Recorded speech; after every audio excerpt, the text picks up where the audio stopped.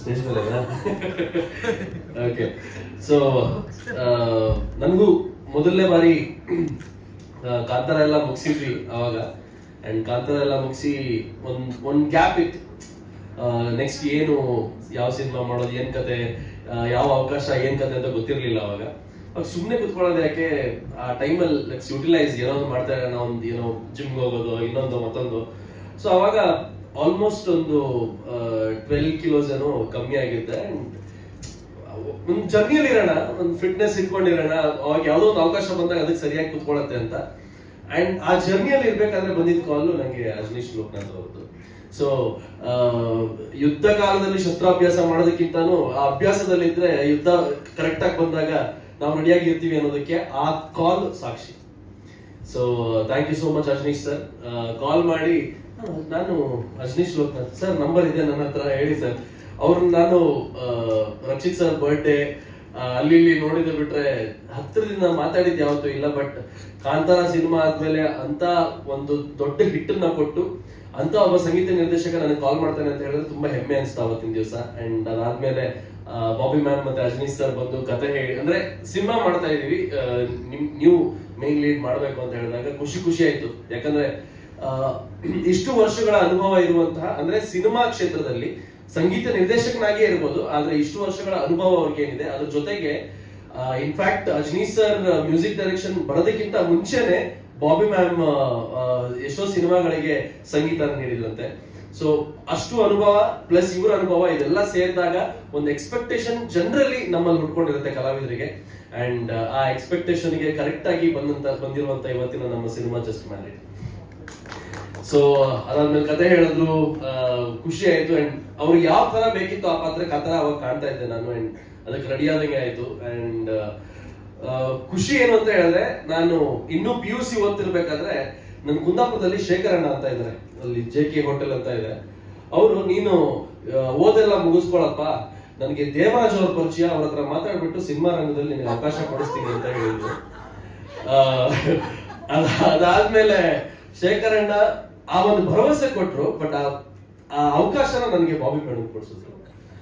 ಅದು ಆ ಕನಸೇನಿತ್ತೋ ಅವ್ರ ಮುಖಾಂತರ ಬರೋ ಅವಕಾಶ, ಅವ್ರ ಜೊತೆಗೆ ಅವಕಾಶ ಸಿಕ್ದಂಗ ಆಯ್ತು ನನಗೆ ಜಸ್ಟ್ ಮ್ಯಾರಿಡ್ ಮುಖಾಂತರ. ಅಂಡ್ ಎಲ್ಲ ದೊಡ್ಡ ತಾರಾಗಣ ಇದೆ.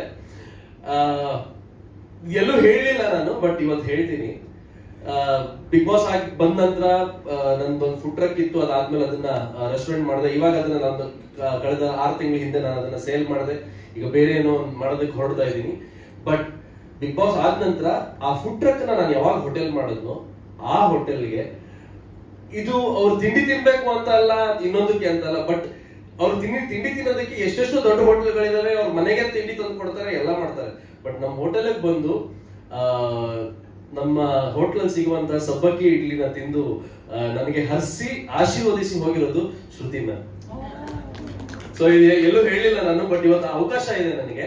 ಸೊ ಇವತ್ತು ಈ ವೇದಿಕೆ ಮೇಲೆ ನಿಂತು ನನ್ನ ಅಥವಾ ಅಂಕಿತಾ ಅವರ ನಮ್ಮ ಪರ್ಫಾರ್ಮೆನ್ಸ್ ಆಗಿರ್ಬೋದು, ನಮ್ಮ ಪ್ರತಿಭೆ ಬಗ್ಗೆ ಹೊಗಳಿ ನಮ್ಮನ್ನ ಬೆಂತಟ್ಟಿ ಮುಂದಕ್ಕೆ ತಳ್ತಾ ಇರೋದು ಇಲ್ಲಿ ಮಾತ್ರ ಅಲ್ಲ, ಅವರು ಯಾರಿಗೂ ಕಾಣಿಸ್ದೇ ಇರೋ ತರನು ಅದನ್ನ ಮಾಡಿದ್ದಾರೆ. So thank you so much ma'am.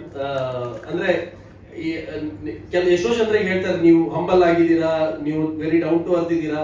So ನಾವ್ ಯಾಕೆ ಆಗಿದ್ದೀವಿ ಅಂತ ಹೇಳಿದ್ರೆ, ನಾನು ಬರುವಂತಹ ಚಿತ್ರರಂಗ ಅಂತದ್ದು, ನನ್ನ ಚಿತ್ರರಂಗದಲ್ಲಿ ಇರುವಂತಹ ಕಲಾವಿದರು ಅಂತವ್ರು.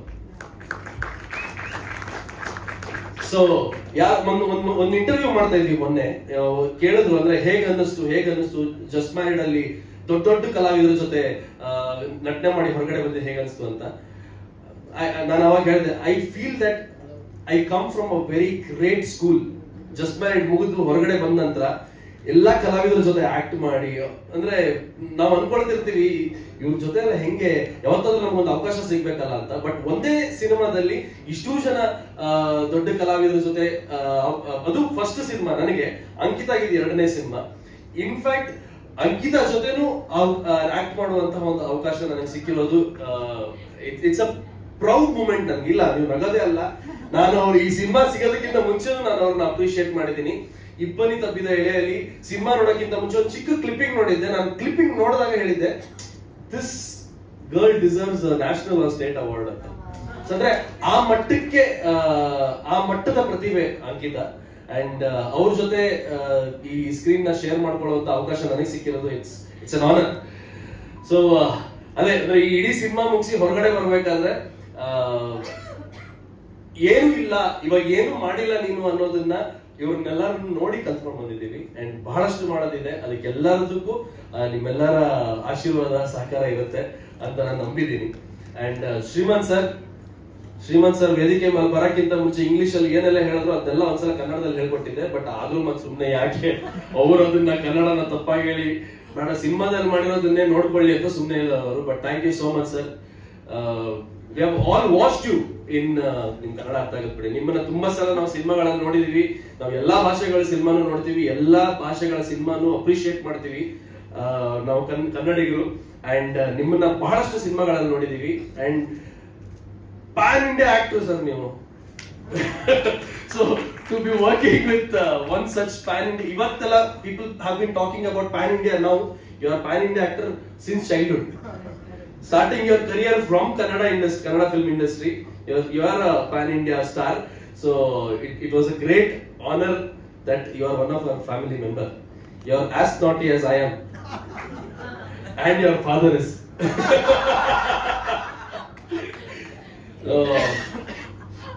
ಪ್ರತಿಯೊಬ್ಬ ಕಲಾವಿದನಿಗೂ ಒಂದು ರಸಿಕತೆ ಇರಬೇಕಂತೆ, ಇರುತ್ತಂತೆ ಎಲ್ಲರಿಗೂ. ಎನಿಬಡಿ ಅಂದ್ರೆ ಅದು be it choreographer, be it artist, be it an actor, ಎಲ್ಲರಿಗೂ. ನಮ್ಮ ಡೈರೆಕ್ಟರ್ ಇರುವಂತ ರಸಿಕತೆ ಯಾವ ಗಂಡಸು ಡೈರೆಕ್ಟರ್ಗೂ ಇಲ್ಲ. ಅವರು ಈ ತರ ಮಾಡಿ ಅಂತ ಹೇಳಿರುವಂತ ರೊಮ್ಯಾನ್ಸ್ ಸೀನ್ ಗಳನ್ನ ನಾಚ್ಕೊಂಡ್ ಬೇಡ ಅಂತ ಹೇಳಿರೋದಿದೆ. ನಾನು ಡೈರೆಕ್ಟರ್ ಪರವಾಗಿಲ್ವೇ, ನಾನೆಲ್ಲೋ ಪಾಪ ಅವರು ಹುಡುಗಿ ಅಲ್ಲ ಹೆಂಗ್ಸಲ್ವಾ, ಸೊ ಪಾಪ ಈ ತರ ಬೇಡ ಮುಜುಗರ ಆಗುತ್ತೆ.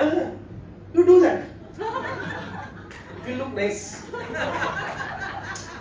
No that romance shoot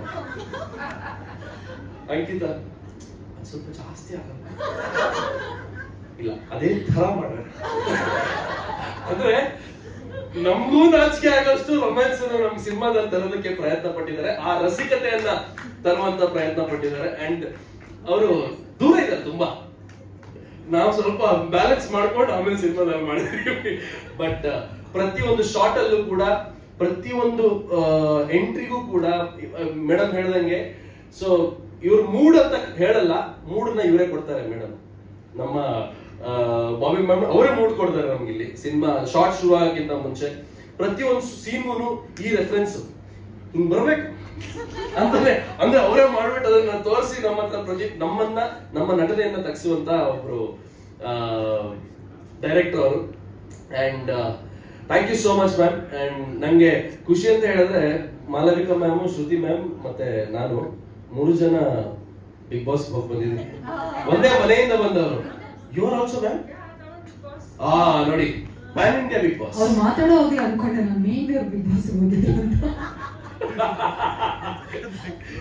so ನಾವು 4 ಜನ ಇದೀವಿ ಇವಾಗ, ಸೊ ಒಂದೇ ಕುಟುಂಬಸ್ಥರು ಅಲ್ವಾ. ಅಂಡ್ ಶಾಂತಿ ಮ್ಯಾಮ್, ನಾನು ಶಾಂತಿ ಮ್ಯಾಮ್ ಅಂತ ಹೆಸರಿಗೆ ಶಾಂತಿ ಮಾಸ್ಟರ್ ಅಂದ್ರೆ ತಮಿಳಲ್ಲೆಲ್ಲ ಗಂಡಸರಿಗೂ ಶಾಂತಿ ಅಂತ ಇರುತ್ತಲ್ಲ, ಯಾರು ಬರ್ತಾರೆ ಅಂತ. ನೆಕ್ಸ್ಟ್ ಡೇ ಹೋಗಿ ಮೇಡಮ್ ಇದ್ದಾರೆ, ನಾನು Shanti, I am Shanti master. Master. And ಎಷ್ಟು ಚೆನ್ನಾಗಿ ನಮ್ಗೆ ಹೇಳ್ಕೊಟ್ರು ಅಂತ ಹೇಳಿದ್ರೆ, ಎಲ್ಲೂ ಕೂಡ ಆ ಒಂದು ಮಾಸ್ಟರ್ ಅನ್ನುವಂತ ಒಂದು ಈಗೋನ್ ಆಗಿರ್ಲಿ ಅಥವಾ ಪ್ರೆಷರೈಸ್ ಮಾಡಿ ಹಿಂಗೆ ಮಾಡ್ಬೇಕು ಹಂಗೆ ಮಾಡ್ಬೇಕು ಇಲ್ಲ.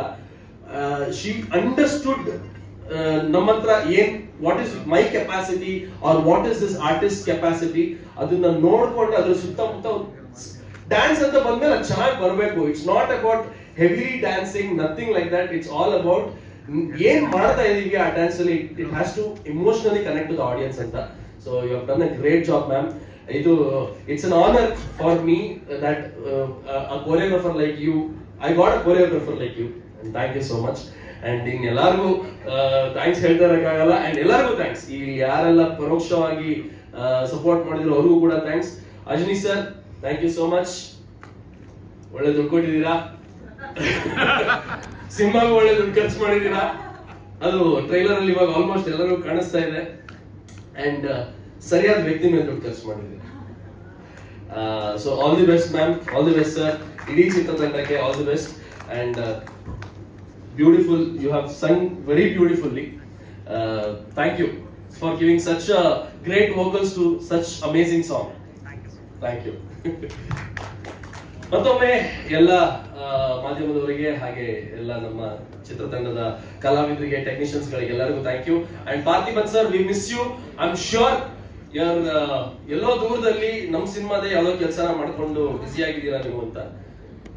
ಅದೇ ನಾನು ಹೇಳ್ತಾ ಇದ್ದೆ, ನಮ್ಮ ಸಿನಿಮಾದಲ್ಲಿ ಹೈಯೆಸ್ಟ್ ಟೇಕ್ಸ್ ತಗೊಂಡಿರೋರೆ ನಮ್ಮ ಕ್ಯಾಮ್ರಾ ಮ್ಯಾನ್ ಅಂತ, ಫಾರ್ ಪರ್ಫೆಕ್ಷನ್. ಬೇರೆ ಅಲ್ಲ. Thank you.